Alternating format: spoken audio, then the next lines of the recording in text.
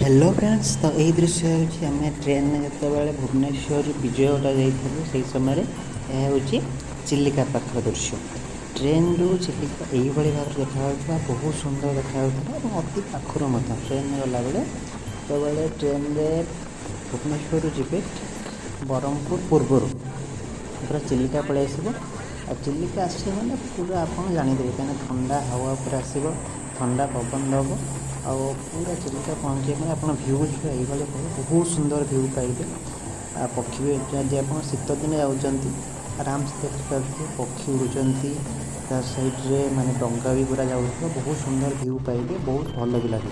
ये देखो यहाँ फेरला बेल दृश्य ठीक सेमती फेरला बेले भी से रास्ता देख आसबे।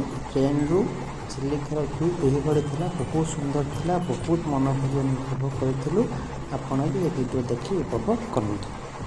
आउ गोटे कथा, चिलिका रेल यात्रा करने समय गोपीनाथ से चिलिका कवितार से पद्यटी मन पड़ जाऊला। रह रह खेणी बाष्पीय सकट देखी चिलिका चारु चित्रपट चित्रमणि जो नहीं अनुभव वास्तव विश्व किए छवि संभव। बहुत सुंदर लिखिते आपण भी देखु और मन भरी उपभोग करूँ चिलिकार दृश्य को। धन्यवाद।